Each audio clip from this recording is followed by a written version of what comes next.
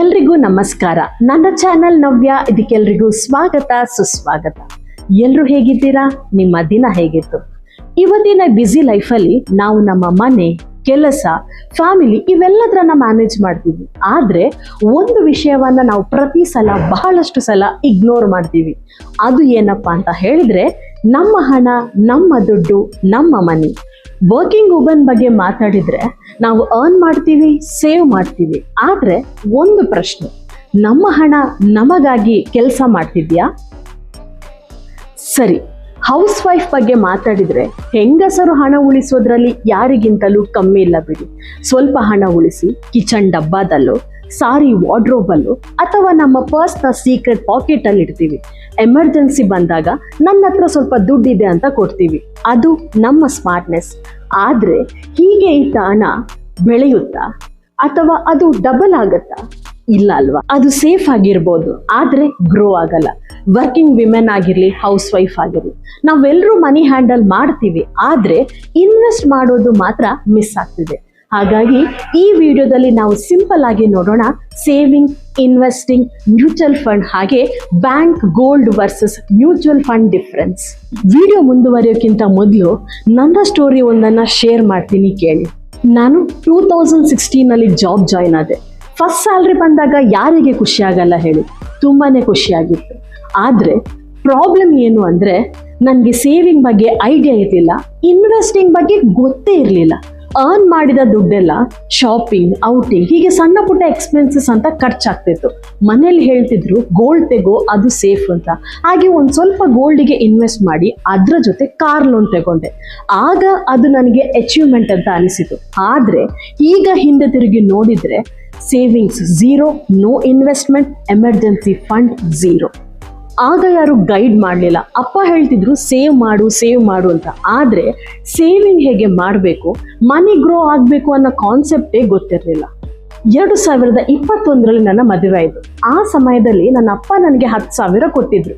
ಹಾಗಾಗಿ ಈ ದುಡ್ಡನ್ನು ಏನಾದರೂ ಮಾಡಬೇಕಲ್ಲ ಅಂತ ನನ್ನ ಹಸ್ಬೆಂಡ್ ಹತ್ರ ಕೇಳಿದೆ. ಅದಕ್ಕೆ ಅವರು ಕೊಟ್ಟ ಉತ್ತರ MF ಅಂದರೆ ಮ್ಯೂಚುವಲ್ ಫಂಡ್. ಹಾಗಾಗಿ ನನ್ನ ಹಸ್ಬೆಂಡ್ ನನಗೆ ಎಕ್ಸ್ಪ್ಲೇನ್ ಮಾಡಿದ್ರು ಸೇವಿಂಗ್ ಯಾಕೆ ಮುಖ್ಯ, ಇನ್ವೆಸ್ಟಿಂಗ್ ಅಂದರೆ ಏನು, ಹಾಗೇನೆ ಮ್ಯೂಚುವಲ್ ಫಂಡ್ ಹೇಗೆ ವರ್ಕ್ ಆಗುತ್ತೆ ಅನ್ನೋದನ್ನ ಹೇಳಿದ್ರು. ನಿಧಾನವಾಗಿ ಮ್ಯೂಚುವಲ್ ಫಂಡ್ ಬಗ್ಗೆ ಕಲಿತೆ. ಆದಮೇಲೆ ಒಂದು ಇಂಪಾರ್ಟೆಂಟ್ ವಿಷಯ ನನಗೆ ಗೊತ್ತಾಯಿತು. ಅದು ಏನಂತ ಹೇಳಿದ್ರೆ ಸೇವಿಂಗ್ ಮತ್ತೆ ಇನ್ವೆಸ್ಟ್ಮೆಂಟ್ ಎರಡೂ ಬೇರೆ ಬೇರೆ. ಹಾಗಾಗಿ ನನ್ನ ಎಕ್ಸ್ಪೀರಿಯನ್ಸ್ ಶೇರ್ ಮಾಡಿಕೊಂಡು ಈ ವಿಡಿಯೋ ಯಾಕಂತ ಹೇಳಿದ್ರೆ ನಾನು ಮಾಡಿದ ತಪ್ಪು ನೀವು ಮಾಡಬಾರ್ದು ಅಂತ. ಹಾಗೇನೆ ಒಂದು ವಿಷಯ ನಾನು ಕ್ಲಿಯರ್ ಆಗಿ ಹೇಳಬೇಕು, ನನ್ನ ಪ್ರೊಫೆಷನ್ ಬಂದು ಉಪನ್ಯಾಸಕಿ. ನಾನು ಯಾವುದೇ ಮ್ಯೂಚುವಲ್ ಫಂಡ್ ಅಡ್ವೈಸರು ಅಲ್ಲ, ಏಜೆಂಟು ಅಲ್ಲ. ನನ್ನ ಎಕ್ಸ್ಪೀರಿಯನ್ಸ್ ಅನ್ನ ನಾನು ನಿಮ್ಗೆ ಈ ವಿಡಿಯೋದ ಮೂಲಕ ಶೇರ್ ಮಾಡ್ತಿದ್ದೀನಿ ಅಷ್ಟೇ. ಮೊದಲಿಗೆ ನಮ್ಗೆ ನಾವೊಂದು ಪ್ರಶ್ನೆ ಕೇಳೋಣ, ಸೇವಿಂಗ್ ಯಾಕೆ ಮಾಡಬೇಕು?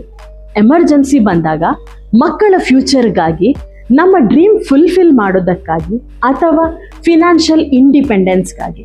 ಒಟ್ಟಲ್ಲಿ ಹೇಳಬೇಕು ಅಂತಾದ್ರೆ saving gives safety, investment gives growth. ಎರಡು ಈಕ್ವಲಿ ಇಂಪಾರ್ಟೆಂಟ್. ಹಾಗಾದ್ರೆ ಸೇವಿಂಗ್ ಅಂದ್ರೆ ಏನು? ಸೇವಿಂಗ್ ಅಂದ್ರೆ ಹಣವನ್ನು ಉಳಿಸೋದು. ಉದಾಹರಣೆಗೆ ಬ್ಯಾಂಕ್ ಅಕೌಂಟ್, ಪಿಗಿ ಬ್ಯಾಂಕ್, ಕ್ಯಾಶ್. ಇವು ಖಂಡಿತವಾಗಿಯೂ ಸೇಫ್.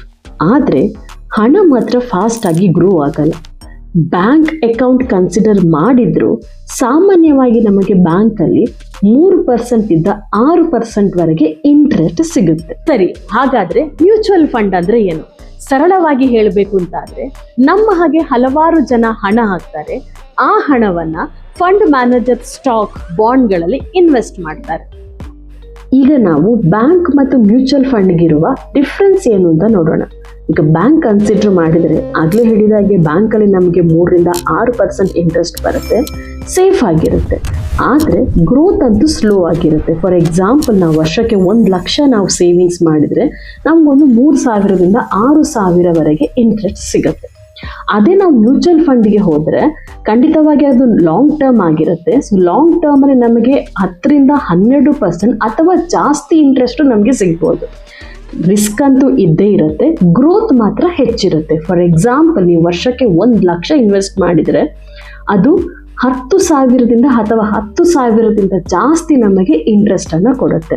ಸೊ ಸಿಂಪಲ್ ಡಿಫ್ರೆನ್ಸ್ ಅಂದ್ರೆ ಬ್ಯಾಂಕ್ ಸೇಫ್ಟಿ, ಮ್ಯೂಚುವಲ್ ಫಂಡ್ ನಮಗೆ ಗ್ರೋತ್ ಕೊಡುತ್ತೆ. ಬೆಸ್ಟ್ ಸ್ಟ್ರಾಟಜಿ ಏನ್ ಯೂಸ್ ಮಾಡ್ಬೋದು ಅಂತ ಹೇಳಿದ್ರೆ, ಎಮರ್ಜೆನ್ಸಿ ಮನಿನ ಬ್ಯಾಂಕ್ ಸೇವಿಂಗ್ ಮಾಡಿ, ಹಾಗೇನೆ ಲಾಂಗ್ ಟರ್ಮ್ ಮನಿನ ಮ್ಯೂಚುವಲ್ ಫಂಡ್ ಅಲ್ಲಿ ಇನ್ವೆಸ್ಟ್ ಮಾಡಬಹುದು. ಇವಾಗ ನಾವು ಸೇವಿಂಗ್ ಹೇಗೆ ಮಾಡಬಹುದು ಅಂತ ನೋಡೋಣ.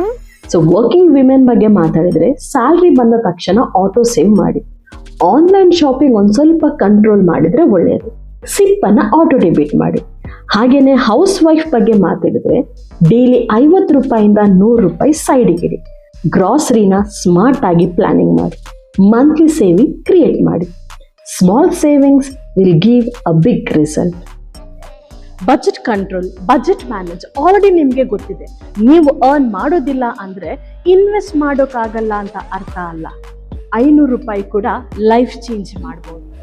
ನೀವು ಆಲ್ರೆಡಿ ಬಜೆಟ್ ಮಾಡ್ತೀರಾ, ಸೇವಿಂಗ್ ಮಾಡ್ತೀರಾ, ಹಾಗಾದ್ರೆ ನೆಕ್ಸ್ಟ್ ಸ್ಟೆಪ್ ಇನ್ವೆಸ್ಟ್ಮೆಂಟ್. ನೀವು ದಿನಕ್ಕೆ 100ರಿಂದ 200 ರೂಪಾಯಿ ಸೇವ್ ಮಾಡಿದ್ರು ಅದು ತಿಂಗಳಿಗೆ 3,000 ಆಗುತ್ತೆ. ಆ ದುಡ್ಡಲ್ಲಿ ಒಂದ್ ಸ್ವಲ್ಪ ಅಮೌಂಟ್ ಅನ್ನ ಬ್ಯಾಂಕ್ ಸೇವಿಂಗ್ ಮಾಡಿ, ಇನ್ ಸ್ವಲ್ಪ ಮ್ಯೂಚುವಲ್ ಫಂಡ್ ಅಲ್ಲಿ ಇನ್ವೆಸ್ಟ್ ಮಾಡ್ಬೋದು. ಹಾಗಾದ್ರೆ ಮ್ಯೂಚುವಲ್ ಫಂಡ್ ಯಾಕೆ ಬೇಕು? ಅದು ರಿಸ್ಕ್ ಡಿವೈಡ್ ಮಾಡುತ್ತೆ, ಕಡಿಮೆ ಅಮೌಂಟ್ ಅಲ್ಲಿ ಸ್ಟಾರ್ಟ್ ಮಾಡ್ಬೋದು, ಹಾಗೆ ಲಾಂಗ್ ಟರ್ಮ್ ವೆಲ್ತ್ ಬಿಲ್ಡ್ ಮಾಡುತ್ತೆ. ಹಾಗೆ ನಾನು ಸಿಪ್ ಬಗ್ಗೆ ಹೇಳಿದ್ದೆ. ಹಾಗಾದ್ರೆ ಸಿಪ್ ಅಂದ್ರೆ ಏನು? ಸಿಪ್ ಅಂದ್ರೆ ಸಿಸ್ಟಮ್ಯಾಟಿಕ್ ಇನ್ವೆಸ್ಟ್ಮೆಂಟ್ ಪ್ಲಾನ್. ಅಂದ್ರೆ ಒಂದು ತಿಂಗಳಿಗೆ ಒಂದು ಫಿಕ್ಸ್ಡ್ ಅಮೌಂಟ್ ಅನ್ನ ನಾವು ಇನ್ವೆಸ್ಟ್ ಮಾಡ್ತೇವೆ. ಮೊದಲಿಗೆ ಅದು ಚಿಕ್ಕ ಅಮೌಂಟ್ ಆಗಿ ಅನಿಸಿದ್ರು 10ರಿಂದ 15 ವರ್ಷದ ನಂತರ ಅದು ದೊಡ್ಡ ಅಮೌಂಟ್ ಆಗಿರುತ್ತೆ. ಅರ್ಲಿ ಸ್ಟಾರ್ಟ್ ಮಾಡಿದ್ರೆ ಹೆಚ್ಚು ಬೆನಿಫಿಟ್. ಮನಿ ಗ್ರೋ ಆಗೋದು ಕಂಪೌಂಡ್ ಎಫೆಕ್ಟ್ ಇಂದ. ಸರಳವಾಗಿ ಹೇಳಬೇಕು ಅಂತಾದ್ರೆ, ನಾವು ಇನ್ವೆಸ್ಟ್ ಮಾಡಿದ ಹಣಕ್ಕೆ ಇಂಟ್ರೆಸ್ಟ್ ಬರುತ್ತೆ, ಆ ಇಂಟ್ರೆಸ್ಟ್ ಮತ್ತೆ ನಮಗೆ ಇಂಟ್ರೆಸ್ಟ್ ಕೊಡುತ್ತೆ. ಇದನ್ನ ಕಂಪೌಂಡಿಂಗ್ ಅಂತಾರೆ. ಆದ್ದರಿಂದ ಟೈಮ್ ಜಾಸ್ತಿ ಆದ್ರೆ ಮನಿ ಗ್ರೋತ್ ಜಾಸ್ತಿ ಆಗುತ್ತೆ. ಹಾಗೇನೆ ನಮ್ಮಲ್ಲಿ ಬಹಳಷ್ಟು ಮಹಿಳೆಯರು ಇನ್ವೆಸ್ಟ್ಮೆಂಟ್ ಅಂದ್ರೆ ಗೋಲ್ಡ್ ಅಂತ ಯೋಚಿಸ್ತೀವಿ. ನಾನು ಹಾಗೆ ಯೋಚನೆ ಮಾಡ್ತಿದ್ದೆ. ಚಿನ್ನ ಒಳ್ಳೆಯದೇ, ಆದರೆ ಗೋಲ್ಡ್ ಇನ್ವೆಸ್ಟ್ಮೆಂಟ್ ಒಂದೇ ಆಪ್ಷನ್ ಅಲ್ಲ. ಮ್ಯೂಚುವಲ್ ಫಂಡ್ ಕೂಡ ಒಂದು ಪವರ್ಫುಲ್ ಆಪ್ಷನ್. ಗೋಲ್ಡ್ ನಮಗೆ ಸೇಫ್ ಫೀಲಿಂಗ್ ಕೊಡ್ತದೆ, ಆದರೆ mutual fund long term wealth build ಮಾಡಲು ಹೆಲ್ಪ್ ಮಾಡ್ತದೆ. ಹೌಸ್ ವೈಫ್ಸ್ ಒಂದು ಮಾತು ಕೇಳಿ, ನಾವು ಅರ್ನ್ ಮಾಡೋದಿಲ್ಲ, ನಾವು ಇನ್ವೆಸ್ಟ್ ಮಾಡೋಕ್ಕಾಗಲ್ಲ ಅಂತ ಯೋಚಿಸಬೇಡಿ. House wives are the best money managers. 50 ರೂಪಾಯಿ ಉಳಿಸುವುದು, 100 ರೂಪಾಯಿ ಅಡ್ಜಸ್ಟ್ ಮಾಡೋದು ಇದು ಎಲ್ರಿಗೂ ಬರೋದಿಲ್ಲ. ಡೈಲಿ ಎಕ್ಸ್ಪೆನ್ಸ್ ಅಲ್ಲಿ ಉಳಿಸಿದ ಹಣವನ್ನ ಸಿಪ್ ಅಲ್ಲಿ ಇನ್ವೆಸ್ಟ್ ಮಾಡಬಹುದು. ಕಿಚನ್ ಡಬ್ಬದಲ್ಲಿ ಸೇಫ್ ಆಗಿ ಇಡೋ ಬದಲು ಮ್ಯೂಚುವಲ್ ಫಂಡ್ ಅಲ್ಲಿ ಇನ್ವೆಸ್ಟ್ ಮಾಡಿ ಮನಿಯನ್ನ ಗ್ರೋ ಆಗೋ ಹಾಗೆ ಮಾಡಬಹುದು. ವರ್ಕಿಂಗ್ ವಿಮೆನ್ಗೆ ಒಂದು ಇಂಪಾರ್ಟೆಂಟ್ ಮಾತು, ನಾವು ಅರ್ನ್ ಮಾಡ್ತಿದ್ದೀವಿ ಅಂದ್ರೆ ಮಾತ್ರ ಸಾಕಾಗಲ್ಲ. ಫಿನಾನ್ಷಿಯಲ್ ಇಂಡಿಪೆಂಡೆಂಟ್ ಕೂಡ ತುಂಬಾನೇ ಇಂಪಾರ್ಟೆಂಟ್. ಯಾಕಂತ ಹೇಳಿದ್ರೆ, ಕರಿಯರ್ ಬ್ರೇಕ್ ಆಗ್ಬೋದು, ಫ್ಯಾಮಿಲಿ ರೆಸ್ಪಾನ್ಸಿಬಿಲಿಟಿ ಬರ್ಬೋದು, ಅಥವಾ ಏನಾದರೂ ಎಮರ್ಜೆನ್ಸಿ ಬರ್ಬೋದು. ಆ ಸಮಯದಲ್ಲಿ ಇನ್ವೆಸ್ಟ್ಮೆಂಟ್ ಆ್ಯಂಡ್ ಸೇವಿಂಗ್ ಹೆಲ್ಪ್ ಆಗುತ್ತೆ. ಸರಿ, ಇನ್ವೆಸ್ಟ್ ಮಾಡೋ ಮೊದಲು ಈ ಪಾಯಿಂಟ್ ನೆನಪಿಟ್ಕೊಳ್ಳಿ. ಸ್ಮಾಲ್ ಅಮೌಂಟಿಂದ ಸ್ಟಾರ್ಟ್ ಮಾಡಿ, ಲಾಂಗ್ ಟರ್ಮ್ ಮೈಂಡ್ ಸೆಟ್ ಇರಲಿ. ಮಾರ್ಕೆಟ್ ಅಂತೂ ಅಪ್ ಆ್ಯಂಡ್ ಡೌನ್ ಹೋಗ್ತಾನೆ ಇರುತ್ತೆ, ಆದರೆ ನಾವು ಮಾತ್ರ ಪ್ಯಾನಿಕ್ ಆಗಬಾರ್ದು. ಈಗ ನಾನು ಇನ್ವೆಸ್ಟ್ಮೆಂಟ್ ಮಾಡಿದ್ದು 2021ರಲ್ಲಿ 10,000ರಿಂದ ಶುರು ಮಾಡಿದೆ. ಆ ಸಮಯದಲ್ಲಿ ಕೋವಿಡ್ ಎಫೆಕ್ಟಿಂದಾಗಿ ನನಗೆ 1 ವರ್ಷದವರೆಗೆ ಯಾವ ಪ್ರಾಫಿಟು ಬಂದಿರಲಿಲ್ಲ. But slowly it started rising. In between market ಅಂತೂ ಫ್ಲಕ್ಚುಯೇಟ್ ಆಗ್ತಾ ಇತ್ತು, ಆಗ್ತಾನೆ ಇರುತ್ತೆ. ನನ್ನ ಮ್ಯೂಚುವಲ್ ಫಂಡ್ ಜರ್ನಿ ಬಗ್ಗೆ ನಿಮಗೆ ಹೇಳೋದಂತಾದ್ರೆ, ನಾನು ಆಗಲೇ ಹೇಳಿದಾಗೆ 2021ಅಲ್ಲಿ ಮ್ಯೂಚುವಲ್ ಫಂಡಲ್ಲಿ ಇನ್ವೆಸ್ಟ್ ಮಾಡಲು ಶುರು ಮಾಡಿದ್ದೆ. ಸೊ ನಾನು ಟೋಟಲ್ ಆಗಿ 2.31 ಲ್ಯಾಕ್ ಇನ್ವೆಸ್ಟ್ ಮಾಡಿದ್ದೆ. ಹಾಗೆ ನನಗೆ ರಿಟರ್ನ್ ಅಮೌಂಟ್ ಆಗಿ 95,884 ಸಿಕ್ಕಿದೆ. ಅಂದರೆ ಆಲ್ಮೋಸ್ಟ್ 41.48% ಇಂಟ್ರೆಸ್ಟ್ ನನಗೆ ಸಿಕ್ಕಿದೆ.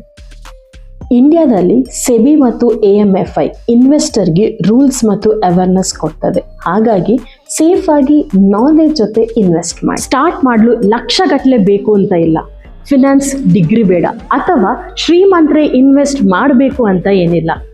ಸ್ಮಾಲ್ ಅಮೌಂಟ್, ಕನ್ಸಿಸ್ಟೆನ್ಸಿ, ಪೇಷನ್ಸ್ ಇದ್ರೆ ಸಾಕು. 500 ರೂಪಾಯಿಂದಲೇ ನಾವು ಶುರು ಮಾಡ್ಬೋದು. ನಾನು ಶೇರ್ ಮಾಡಿದ್ದು ಅಡ್ವೈಸ್ ಅಲ್ಲ, ಇದು ನಾನು ನನ್ನ ಜೀವನದಲ್ಲಿ ಕಲಿತ ಪಾಠ. ನಾನು ಮಾಡಿದ ತಪ್ಪು ಸೇವಿಂಗ್ ಗೊತ್ತಿರಲಿಲ್ಲ, ಇನ್ವೆಸ್ಟ್ಮೆಂಟ್ ಗೊತ್ತಿರಲಿಲ್ಲ. ಆ ತಪ್ಪನ್ನ ನೀವು ಮಾಡಬೇಡಿ, ಇವತ್ತೇ ಶುರು ಮಾಡಿ. ಸಿಪ್ ಅಂದ್ರೆ ಏನು ಅಂತ ತಿಳಿದುಕೊಳ್ಳಿ. ನಿಮ್ಮ ಫ್ಯೂಚರ್ಗಾಗಿ ಇನ್ವೆಸ್ಟ್ ಮಾಡಿ. ಯಾಕಂತ ಹೇಳಿದ್ರೆ ನಮ್ಮ ದುಡ್ಡು ನಮಗಾಗಿ ಕೆಲಸ ಮಾಡಬೇಕು. ಕೊನೆಯದಾಗಿ ಹೇಳಬೇಕು ಅಂತಾದ್ರೆ, ಸೇವಿಂಗ್ ಇಂಪಾರ್ಟೆಂಟ್, ಆದರೆ ಇನ್ವೆಸ್ಟ್ಮೆಂಟ್ ಇನ್ನೂ ಇಂಪಾರ್ಟೆಂಟ್ ಅಂತ ಹೇಳ್ತಾ ಈ ವಿಡಿಯೋ ನಿಮಗೆ ಇಷ್ಟವಾದಲ್ಲಿ ಲೈಕ್ ಮಾಡಿ, ಕಮೆಂಟ್ ಮಾಡಿ, ಶೇರ್ ಮಾಡಿ, ಹಾಗೇನೆ ಸಬ್ಸ್ಕ್ರೈಬ್ ಮಾಡಿ ಅಂತ ಹೇಳ್ತಾ ಮತ್ತೆ ಸಿಗ್ತಾ ಇರುವ ವಂದನೆಗಳು.